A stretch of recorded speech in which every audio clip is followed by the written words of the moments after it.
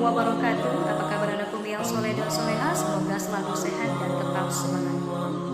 Soleh dan soleha Umi, alhamdulillahirobbilalamin. Kita masih bertemu kembali dalam pembelajaran sejarah kebudayaan Islam bersama Umi Laila. Soleh dan soleha Umi, seperti yang sudah kita pelajari ataupun kita sudah ketahui bahwa Nabi Muhammad dalam dakwah di awal kenabiannya selalu mendapatkan penolakan dan perlawanan dari kaum kafir Quraisy. Mulai dari caci maki, ancaman, hingga perlakuan kasar dari kaum kafir Quraisy.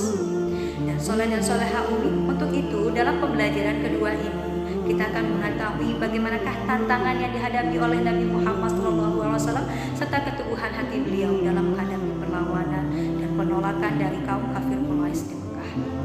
Nah, sebelum kita memulai pembelajaran, anak-anakku dan soleha, marilah kita membaca lafaz basmalah ataupun doa sebelum belajar. Bismillahirrahmanirrahim. Untuk itu, selanjutnya silakan saksikan video pembelajaran berikut ini dari saya. Selamat belajar. Halo, assalamualaikum warahmatullahi wabarakatuh. Apa kabar anak Umi yang soleh dan soleha? Semoga selalu sehat dan tetap semangat ya. Baik, saudara Umi, pada pembelajaran kedua ini kita akan belajar mengenai tantangan dakwah Nabi Muhammad SAW. Perlu diketahui oleh anak Umi yang soleh dan soleha bahwa Nabi Muhammad SAW selama berdakwah di kota Mekah, tepatnya kepada kaum kafir Quraisy, mendapatkan berbagai banyak tantangan dan cobaan. Saudara-saudara, untuk itu kita akan mengetahui bagaimanakah ketabahan Nabi Muhammad SAW selama berdakwah di kota Mekah dalam menghadapi berbagai banyaknya halangan dan tantangan dari kaum kafir Quraisy di Mekah. Pada masa permulaan dakwah Islam, Nabi Muhammad sering mendapat perlakuan kasar dan tidak berperi kemanusiaan dari orang-orang kafir Quraisy. Kaum kafir Quraisy selalu menentang dan menghalangi Nabi Muhammad dalam berdakwah dengan berbagai cara, seperti mencaci maki, melakukan penghinaan, perlakuan kasar hingga ancaman dibunuh. Hal ini dikarenakan orang-orang kafir Quraisy merasa agama nenek moyang mereka mulai terancam, terlebih setelah mengetahui satu persatu penduduk Mekah masuk Islam. Soleh dan soleha, perlu diketahui bahwa dalam berdakwah Nabi Muhammad SAW terkenal dengan kejujuran dan ketabahannya. Saudara-saudara Umi, dapat dilihat bagaimanakah ilustrasi gambar bentuk penolakan dari kaum kafir Quraisy terhadap dakwah Nabi Muhammad SAW di kota Mekah. Oleh karena itu, adapun usaha-usaha dari kaum kafir Quraisy dalam menghalangi dakwah Nabi Muhammad SAW diantaranya adalah mereka menyiksa kaum muslimin golongan budak pengikut Nabi Muhammad. Selanjutnya mereka mencoba untuk membujuk hingga mengancam Abu Thalib, paman Nabi Muhammad SAW, untuk menyerahkan Nabi Muhammad kepada mereka agar dapat mereka bunuh. Namun lagi-lagi hal ini gagal karena Abu Thalib sendiri sangat menyayangi Nabi Muhammad SAW dan bertekad untuk melindungi Nabi Muhammad SAW dan membelanya selama dalam dakwah. Karena usaha-usaha ini tidak berhasil, akhirnya kaum kafir Quraisy pun memboikot kaum muslimin beserta keluarga Bani Hashim dan Bani Muthalib. Dapat dilihat ilustrasi pada gambar bagaimanakah bentuk kaum kafir Quraisy dalam membuat pengumuman pemboikotan kaum muslimin di kota Mekah. Adapun isi dari pengumuman pemboikotan ini adalah mereka dilarang mengadakan apapun dengan bangsa Arab, baik itu hubungan jual beli, silaturahmi hingga perkawinan. Dan pengumuman pemboikotan ini mereka tulis dan mereka gantungkan di Ka'bah. Dalam hal ini Nabi Muhammad beserta keluarga Bani Hashim dan Bani Muthalib serta kaum muslimin diasingkan ke bagian utara Mekah. Tempat pengasingan ini dinamakan Syaib Abu Thalib atau perkampungan Abu Thalib. Dan tempat ini juga dijuluki sebagai Lembah Maut. Kenapa, saudara-soleha? Karena tempat ini dijaga ketat oleh orang-orang Quraisy. Lalu di tempat ini juga mereka tidak dapat berhubungan dengan masyarakat Mekah lainnya. Hingga mereka pun hidup menderita dan kekurangan makanan. Dan pemboikotan ini, saudara-soleha Umi, berlangsung selama 3 tahun. Namun setelah 3 tahun berlalu, pengumuman yang digantung di Ka'bah jatuh dimakan rayap. Dan pemuka Quraisy merobeknya, merasa kasihan melihat penderitaan kaum muslimin dan keluarganya. Mereka pun akhirnya bebas dan dapat melakukan kegiatan seperti semula lagi. Alhamdulillah Umi.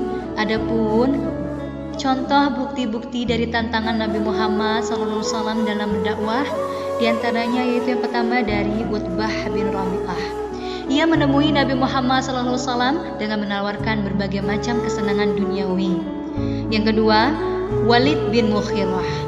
Ia merupakan utusan pemuka Quraisy. Ia datang menemui Abu Thalib dan memintanya menyerahkan Nabi Muhammad SAW untuk dibunuh dan menukarkannya dengan pemuda yang bernama Umarah bin Walid yang dibawanya. Yang ketiga adalah Uqbah bin Muqit. Ia melemparkan kotoran ke punggung Nabi Muhammad SAW ketika beliau tengah bersujud di samping Ka'bah. Namun Nabi Muhammad SAW tidak mengangkat kepalanya sedikit pun, sehingga Fatimah, putri Nabi Muhammad SAW pun datang untuk membersihkannya. Yang keempat adalah Abu Lahab. Pemuka Quraisy sekaligus paman Nabi Muhammad SAW yang menentang dakwah Nabi Muhammad SAW dengan cara memaki, menghina, dan memfitnahnya.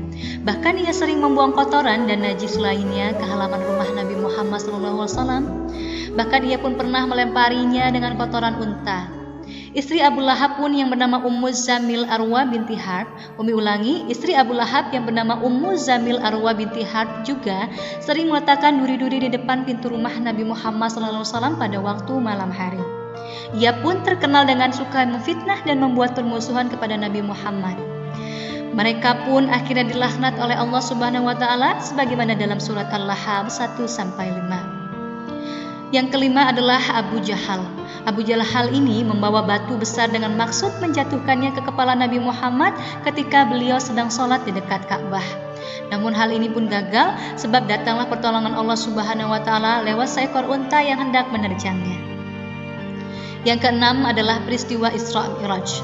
Pada saat Nabi Muhammad SAW selesai melakukan peristiwa Isra Mi'raj, ia pun menceritakannya kepada kaum kafir Quraisy. Namun tanggapan kaum kafir Quraisy justru mengejek, mencemooh Nabi Muhammad SAW dan mengatakannya sebagai tidak waras lagi. Yang ketujuh adalah peristiwa Taif.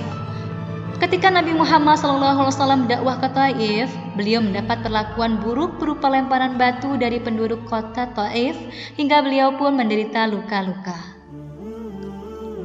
Ya, saudara-saudara, itulah tadi video pembelajaran tentang tantangan dakwah Nabi Muhammad SAW. Dalam video pembelajaran ini terdapat melihat bahwa Nabi Muhammad merupakan manusia yang dipilih oleh Allah Subhanahu wa taala untuk menjadi nabi dan rasul. Tugas kerasulan ataupun tugas kenabian bukanlah tugas yang ringan.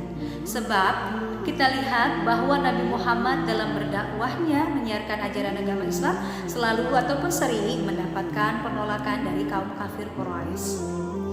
Dan hal tersebut merupakan hal yang sangat sulit untuk ditanggung kecuali oleh orang-orang yang memiliki jiwa tangguh serta teguh pendirian. Seperti Nabi Muhammad ya sallallahu alaihi wasallam. Baik saudara-saudara, itulah tadi video pembelajarannya. Adapun ibrah yang dapat Umi sampaikan kepada anak-anak Umi saudara-saudara adalah bahwa jangan pernah merasa putus asa dan teruslah selalu belajar untuk meraih cita-cita. Ya, Umi akhiri. Terima kasih. Wassalamualaikum warahmatullahi wabarakatuh.